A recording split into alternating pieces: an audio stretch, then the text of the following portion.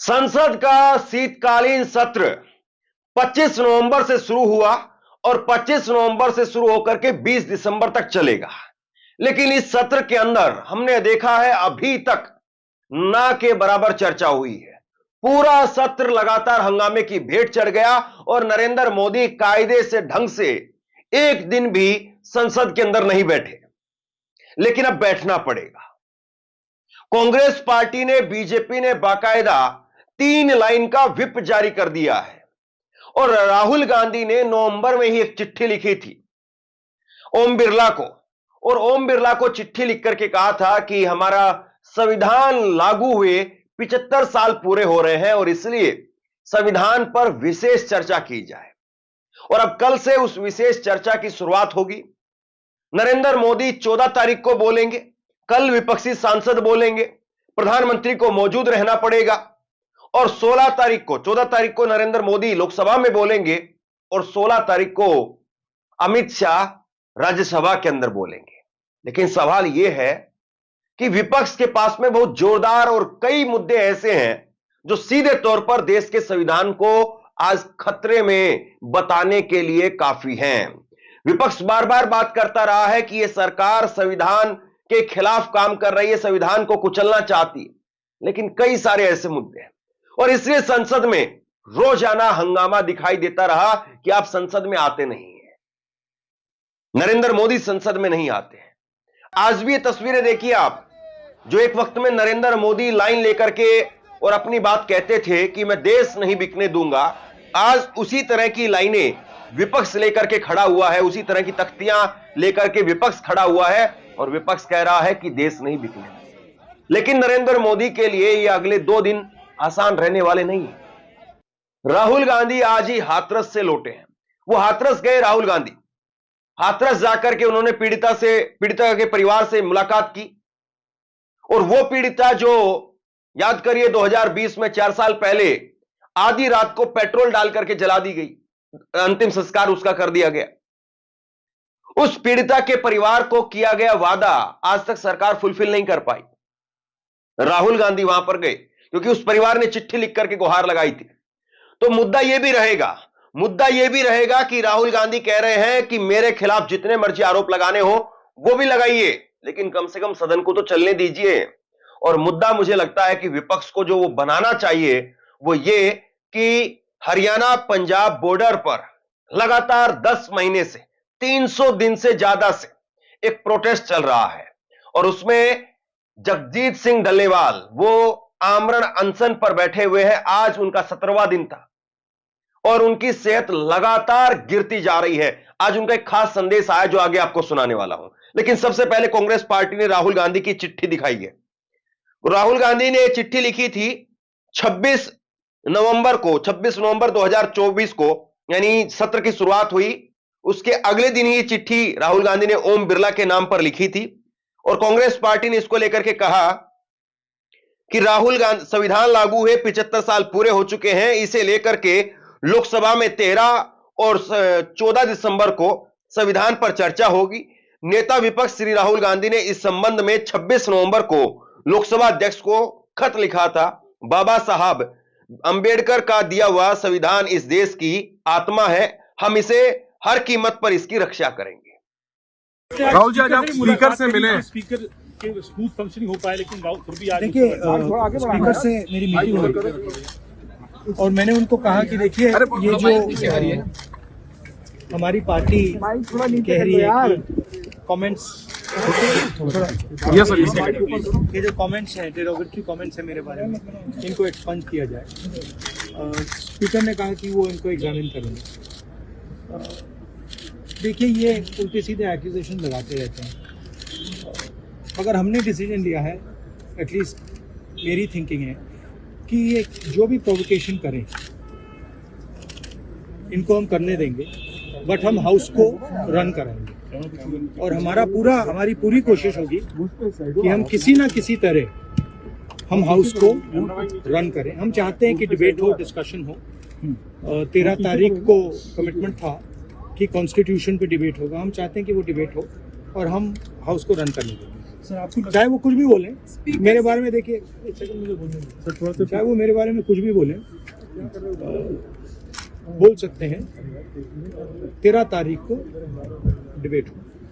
राहुल जी, जो एलिगेशन लगाए जा रहे हैं उस पर आपको क्या कहना है? जो एलिगेशन लग रहे हैं देखिए उस पे आपको क्या कहना सिंपल सी बात है, सिंपल सी बात है। अदानी पे डिस्कशन नहीं जाते हैं। वो अडानी से डिस्ट्रैक्ट कराना चाहते हैं और डिस्ट्रैक्शंस करते रहते हैं। आप जानते हो, मैं भी जानता हूँ, एंड में हम छोड़ेंगे नहीं। सर आप अडानी का मुद्दा उठा रहे हैं, उनकी तरफ से जॉर्ज सोरोस को लेके बात कही जा रही है, तो इस बीच में इसका हल क्या निकलेगा? वो तो आरोप लगाते जाएंगे। हमने कहा देखिए हाउस चलना चाहिए, ठीक है, और हम जो भी आरोप लगाए मेरे ऊपर लगाते जाइए, लगाते जाओ, कोई फर्क नहीं पड़ता। हम हाउस को चलाएंगे। तो इस 13 तारीख को चर्चा हो पाएगी संविधान पे? आपको लगता है नहीं, क्योंकि जिस तरीके से देवी हो नहीं, रहा है। देखिए हमारी पूरी कोशिश है। अब हमारी जिम्मेदारी नहीं है हाउस को चलाने, मगर हम कह रहे हैं कि हम 100% अब हाउस को चलाएंगे, ठीक है। Thank you. अब ये जो मुद्दे हैं जिसको विपक्ष बार बार कहता रहा, वो मुद्दे संसद में भी जाएंगे और संसद में सरकार को जवाब देना पड़ेगा। लेकिन सरकार किस मुंह से जवाब देगी? ये विप देखिए आप, कांग्रेस पार्टी ने 3 लाइन का विप जारी कर दिया है कि ये मोस्ट इंपोर्टेंट है। विप का मतलब क्या होता है? विप का मतलब ये होता है कि पार्टी के सभी सांसदों को संसद के अंदर हर हालत में उपस्थित होना पड़ेगा, हर हालत में वहां पर होना होगा और पार्टी की जो भी लाइन होगी उसी के हिसाब से चलना पड़ेगा, उसी के हिसाब से वोट करना पड़ेगा। तो कांग्रेस और बीजेपी और तमाम बाकी अन्य दल, उन्होंने व्हिप जारी कर दिया, यानी संसद में अब प्रधानमंत्री को आना पड़ेगा। अभी तक प्रधानमंत्री जो आ नहीं रहे थे, प्रियंका गांधी ने भी कहा कि मैं तो संसद में पहली बार आई हूं, देख रही हूं प्रधानमंत्री आते ही नहीं। लेकिन राहुल गांधी आज हाथरस में गए। वो बात अलग है कि प्रधानमंत्री, उन्होंने मुलाकात करी कपूर फैमिली से, करीना कपूर से, तैमूर से मिलने के लिए बेताब थे नरेंद्र मोदी। वो तैमूर से मिलना चाहते थे और सैफ अली खान और बाकी जो भी कपूर फैमिली में है उन सबसे मुलाकात की। और दूसरी तरफ राहुल गांधी आज सुबह 7 बजे दिल्ली से अपना घर छोड़ करके 7 बजे हाथरस के लिए निकल गए और फिर शाम को मुलाकात के बाद राहुल गांधी ने ट्वीट किया।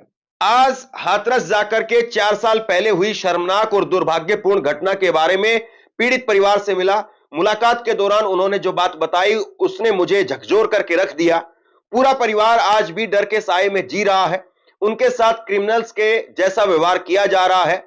वे स्वतंत्र रूप से कहीं आ जा नहीं सकते हैं। उन्हें हर समय बंदूक और कैमरों की निगरानी में रखा जाता है। भाजपा सरकार ने उनसे जो वादे किए थे वो आज तक पूरे नहीं हुए हैं। न तो सरकारी नौकरी दी गई है, न ही उन्हें किसी दूसरी जगह पर घर देकर के शिफ्ट करने का वादा पूरा किया है। पीड़ित परिवार को न्याय देने की बजाय सरकार उन पर तरह तरह से अत्याचार कर रही है। दूसरी तरफ आरोपी खुलेआम घूम रहे हैं।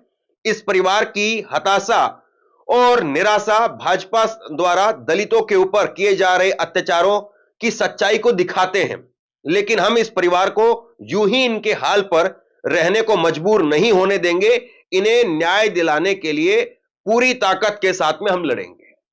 तो देखिए, दलितों का भी मुद्दा है और संविधान के हिसाब से सरकार वहां पर काम कर रही है नहीं कर रही है, यह भी एक मुद्दा है। मुझे लगता है कि राहुल गांधी जब संविधान पर चर्चा के दौरान बोलेंगे तो वो दलितों के इस मुद्दे से जुड़े हुए, या फिर यूं कहें कि दलित परिवार के साथ में जो कुछ यहां पर हुआ, और उत्तर प्रदेश में कोई अकेला दलित परिवार नहीं है, इस तरह से ना जाने कितनी सैकड़ों घटनाएं हैं, तो राहुल गांधी इस पर भी बोलेंगे।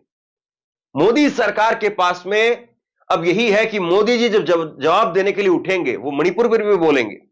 कौन? राहुल गांधी, मोदी जी नहीं। मोदी जी तो कहां मणिपुर पर बोलेंगे। और मुझे लगता है विपक्ष को, राहुल गांधी को जब वो बोलने के लिए उठे तो किसानों का जरूर जिक्र करना चाहिए।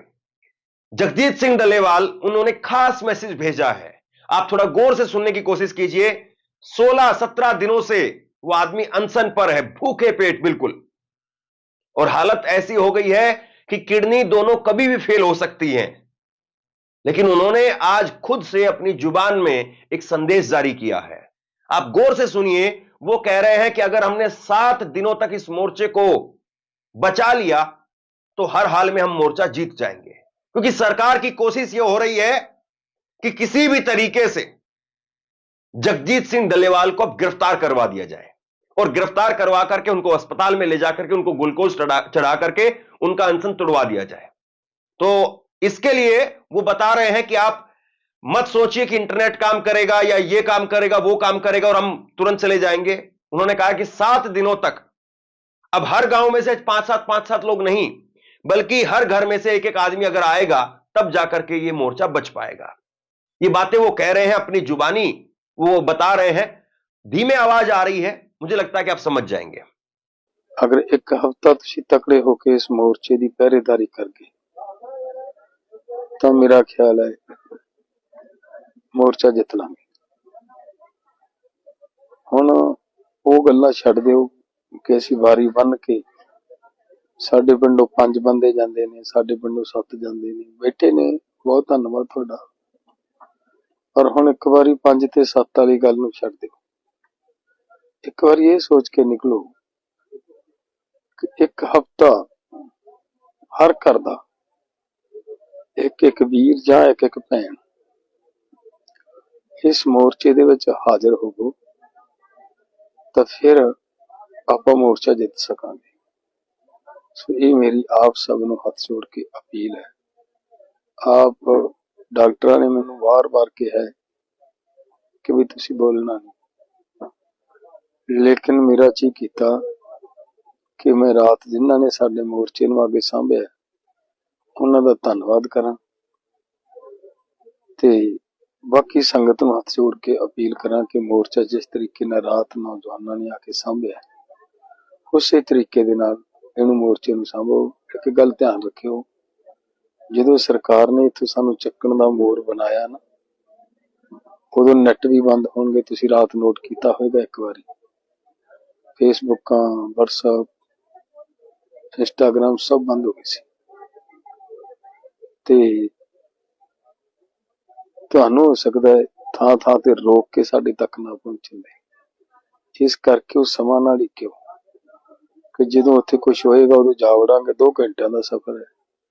ये नहीं प्यारिओ, हुण ये सोच लो कि असीं ये वक्त आउण ही नहीं देना। सरकार दे ते दबाव ही इन्ना बना दईए सरकार ये समां साडे ते लिया ही ना सके। सो बहुत बहुत धन्नवाद तुहाडा सारिआं दा। वाहिगुरू जी का खालसा, वाहिगुरू जी की फतेह। अब कुल मिलाकर के बात यही है कि कल जब बात होगी तो विपक्ष मणिपुर के मुद्दे पर, किसान आंदोलन के मुद्दे पर, दलितों के मुद्दे पर, संविधान के मुद्दे पर, संबल के मुद्दे पर, अजमेर शरीफ के मुद्दे पर, इन सारे मुद्दों पर सरकार को घेरने का काम करेंगे। और सबसे बड़ा जो मुद्दा है वो अडानी का मुद्दा भी है।